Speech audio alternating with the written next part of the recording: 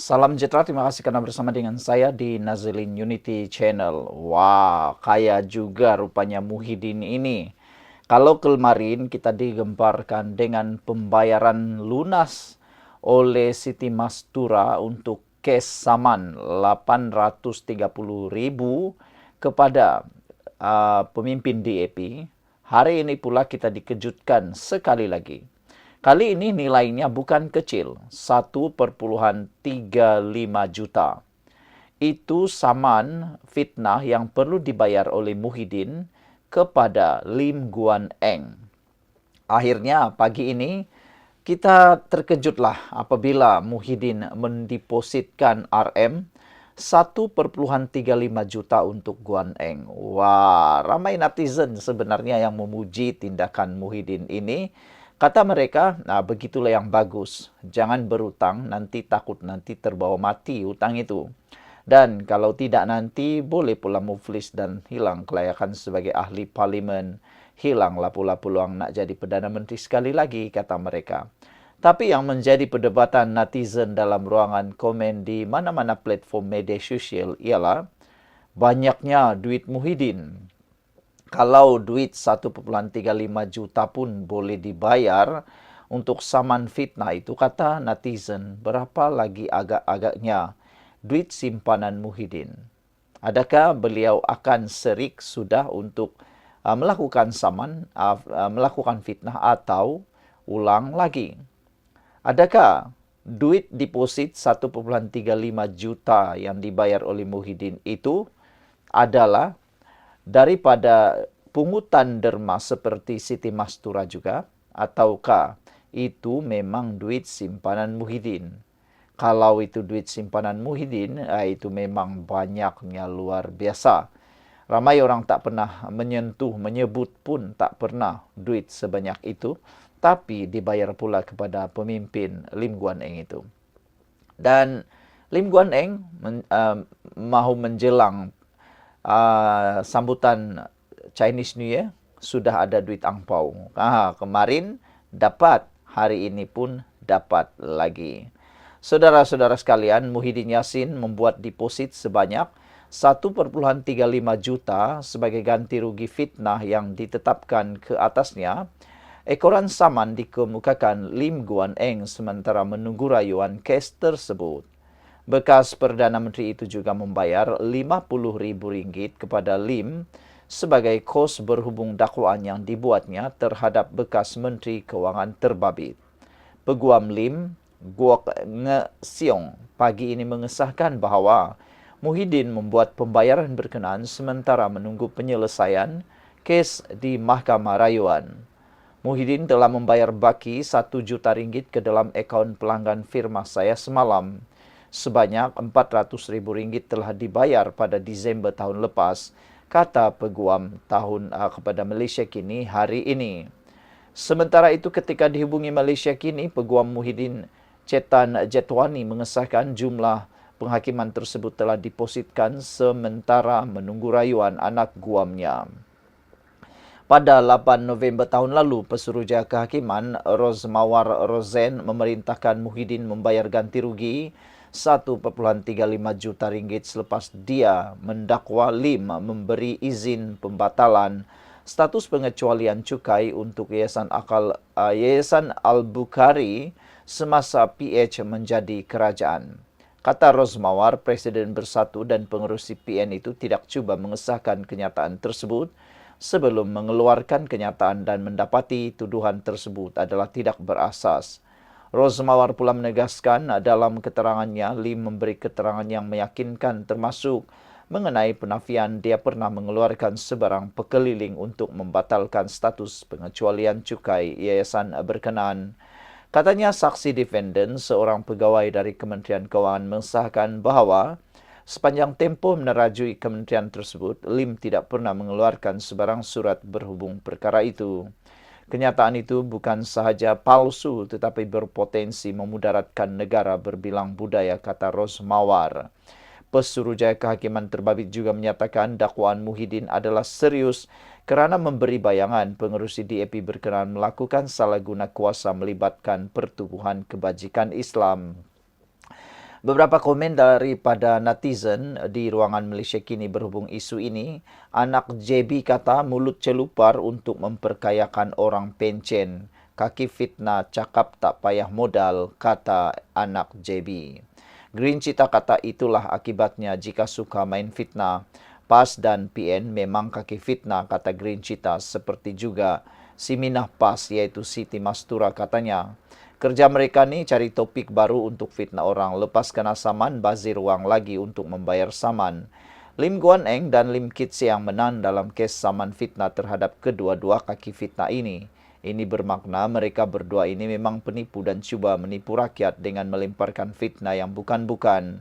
Orang macam ni tidak layak jadi pemimpin, kata Green Cita. Game pula kata PAS dan Bersatu boleh jadi sumber dana untuk DAP. Ini lucu tapi benar. Tok Mudim kata kerana mulut dompet pun koyak.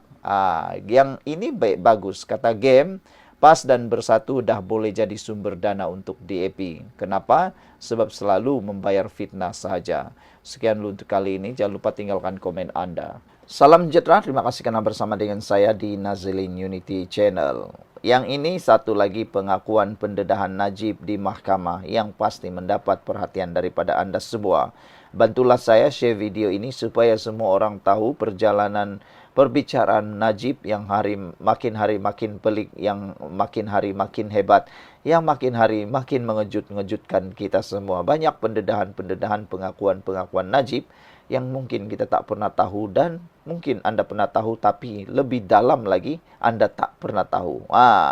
Kata Najib, bukan sifat saya ugut orang. Najib beritahu mahkamah. Apabila Najib menyatakan bukan sifat saya ugut orang, Najib beritahu mahkamah, ada netizen yang cuba mengungkit semula beberapa pemimpin parti UMNO yang telah dipecat daripada jawatan mereka. Yang paling ketara sekali ialah semasa kepanasan, semasa suhu pendedahan 1MDB berlaku di Malaysia, Najib telah memecat dua orang ahli kabinet atau menteri pada waktu itu, ahli UMNO, iaitu Safi Afdal dan juga Muhyiddin Yassin. Dari itulah Muhyiddin Yassin bukan lagi ahli UMNO. Sehingga kini Muhyiddin bukan lagi ahli UMNO. Walhal pada waktu itu Muhyiddin memegang jawatan yang sangat tinggi pada waktu itu. Kalau tak silap ialah Timbalan Perdana Menteri. Muhyiddin pada waktu itu Timbalan Perdana Menteri kalau tak silap lah. Manakala Safi Afdal pula antara menteri yang paling konsisten masuk dalam kabinet pada waktu itu. Beliau merupakan kepala kepada kekuatan Sabah, UMNO Sabah pada waktu itu bersama dengan Bung Mukhtar. Tetapi kerana kelantangan, Safi Afdal dan juga Muhyiddin Yassin bertanya tentang status 1MDB, apa yang jadi? Mungkin Najib tidak selesa, mungkin Najib tidak berapa suka ditanya-tanya tentang hal itu. Akhirnya dua orang ini, Muhyiddin Yassin dan Safi Afdal, terpaksa menerima pada. Jadi bila Najib kata bukan sifat saya ugut orang, Najib beritahu mahkamah, netizen mengungkit semula kes Muhyiddin Yassin dan juga Safi Afdal. Najib Razak menafikan beliau mengugut Johan Idris ketika itu pengarah urusan KPMG dalam satu mesyuarat di kediaman beliau pada tahun 2013. Bekas Perdana Menteri Najib Razak menafikan beliau mengugut seorang pegawai kanan firma perakaunan terkemuka dalam mesyuarat berhubung 1MDB sambil menegaskan bahawa itu bukan sifatnya. Ketika memberi keterangan dalam perbicaraan 1MDB hari ini, Najib berkata beliau tidak mengugut Johan Idris yang merupakan pengarah urusan KPMG ketika itu. Dan dalam satu mesyuarat di kediamannya pada 15 Disember tahun 2013. Mesyuarat tersebut turut dihadiri oleh pengerusi 1MDB ketika itu, Lodin Wok Kamarudin, CEO Hazim Abdul Rahman dan Ketua Pegawai Keuangan Azmi Tahir. Mahkamah Tinggi sebelum ini diberitahu bahawa KPMG mempertikaikan pelaburan sebanyak $2.3 2,3 bilion US dollar dalam Brazen Sky Limit Ltd selepas gagal mengesahkan kesahihan pelaburan tersebut. Akibatnya, firma audit itu enggan menandatangani penyata keuangan 1MDB bagi tahun 2013. Saya percaya bahawa saya tidak mempunyai reputasi seperti itu mengugut orang, kata Najib sambil menambah bahawa Johan juga tidak pernah menyatakan dirinya diugut dalam nota mesyuaratnya. Najib berkata beliau juga menggantikan Ahmad Husni Hanazlah dengan Johari Ghani sebagai Menteri Kewangan kedua pada tahun 2016. Johari kini Menteri Peladangan dan Komoditi dalam pentadbiran Anwar Ibrahim. Kata Najib, Johari merupakan seorang tokoh korporat yang terkenal dan mempunyai pengalaman luas dalam sektor korporat, tidak seperti Husni yang berasal daripada industri perbankan. Najib berdepan 25 pertuduhan salah guna kuasa dan pengubahan wang haram melibatkan dana 1MDB berjumlah 2.28 bilion yang didakwa dimasukkan ke dalam akaun M-Bank miliknya antara Februari 2011 dan Disember 2014. Sekian dulu untuk kali ini. Jangan lupa tinggalkan komen Anda. Salam sejahtera. Terima kasih kerana bersama dengan saya di Nazilin Unity Channel. Kita nak dahulukan laporan berita daripada Harapan Daily ini dengan ucapan tahniah syabas kepada Siti Mastura setelah Siti Mastura berjaya membayar saman 830,000 kepada DAP, hampir 1 juta. Namun demikian, yang menjadi buah mulut netizen di Facebook, di TikTok sekarang ini ialah tindakan Siti Mastura berjaya membayar 830,000 saman kepada DAP ini menjadi buah mulut kerana ianya jumlah yang terlalu banyak dan sangat luar biasa banyak. Mereka kata, kenapa Dr. Siti Mastura yang punya PhD ini boleh kena saman? Bukankah orang yang memiliki PhD itu adalah orang bijak pandai? Tapi kenapa tidak mencari maklumat sebelum menyatakan fitnah tersebut? Sehingga kini beliau sendiri menanggung malu dan sehingga kini terpaksa membayar hampir 1 juta ringgit. Bayangkan, inilah yang menjadi kemarahan netizen. Mereka mengungkit, netizen dalam ruangan Facebook khususnya, mengungkit tentang gaji guru-guru pasti di bawah pasti.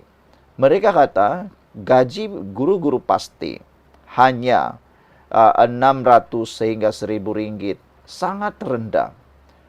Bila mereka nak minta bantuan, banyak songeh kata mereka di Facebook. Ada yang kata apabila para pekerja di pasti ini mungkin meminta bantuan atau sebagainya, susah betul nak dapat.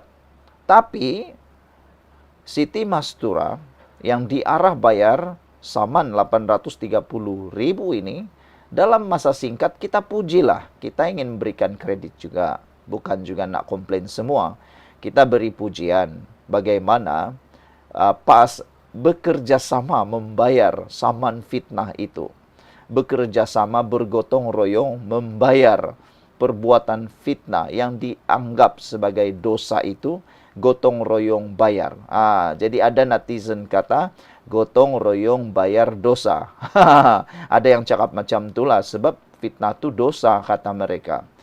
Jadi mereka kata, susah sangat nak dapatkan 120,000, 200,000 nak baiki tebatan banjir ataupun jalan yang terhakis di Terengganu. Tapi bayar saman 830,000 boleh pula. Kenapa pula nak naikkan gaji para pekerja guru pasti tak boleh naik? Ada juga beberapa sekolah pasti yang perlu bantuan. Tapi itulah, jangan banyak songeh lah, mungkin itu yang mungkin mereka terima. Siti Mastura pula dapat kebaikan istimewanya pula, lepas gotong royong dapat bayar 830,000. Ada yang memuji tindakan pantas PAS ini membayar 830.000 untuk mengelakkan Siti Mastura kehilangan kerusinya karena akan diistihara bankrupt. Jadi kalau bankrupt, hilanglah lagi satu kerusi kan. Macam tu. Lebih baik jaga kerusi daripada jaga guru-guru pasti, kata netizen. Mereka menyindir perbuatan PAS itu. Ada juga yang kata tahniahlah kepada keluarga Lim Guan Eng kerana dengan adanya 830.000 ini adalah angpau untuk tahun baru Cina, kata mereka, menyindir sebenarnya Siti Mastura. Ada juga yang mengatakan supaya PAS hati-hati lagi, harus berhati-hati, jangan sampai nanti tiap-tiap bulan pula menderma kepada DAP. Mereka kata daripada menderma DAP, lebih baik mendermalah pasti, guru-guru pasti itu. Jadi supaya tak menderma kepada DAP, berhentilah menyebar fitnah, kata mereka. Tengoklah, dah berapa kali kalah zaman fitnah, kata mereka. Kemarin ahli Parlimen Kepala Batas Siti Mastura Muhammad telah menyelesaikan bayaran saman fitnah berjumlah 830.000 kepada 3 pemimpin DAP. Bayaran itu dibuat ke akaun SN Nayan Partners, firma guaman yang mewakili veteran Lin Kip Siang, bekas Menteri Keuangan Lim Guan Eng dan ahli Parlimen Seputih Teresa Cook. Pembayaran ganti rugi dan kos guaman itu dibuat melalui penyerahan cek kepada Datuk Sangkara Nair. Peguam Siti Mastura iaitu Yusfarizal Yusuf berkata, pembayaran ke akaun firma guaman Nair telah dibuat tetapi wang itu akan disimpan ke dalam akaun peguam cara sementara menunggu rayuan di Mahkamah Rayuan diselesaikan. Siti Mastura kalah dalam kes saman fitnah kerana mendakwa Kit Siang dan Guan Eng mempunyai kaitan keluarga dengan pemimpin Parti Komunis Malaya PKM Chin Peng, selain menuduh Teresa Cook turut mempunyai kaitan dengan mereka. PAS kemudian melancarkan kutipan derma dalam kalangan ahlinya untuk mengumpul dana bagi mengelak Siti Mastura hilang kelayakan sebagai ahli parlimen. Jadi hati-hatilah. Sekian dulu untuk kali ini. Jangan lupa tinggalkan komen Anda.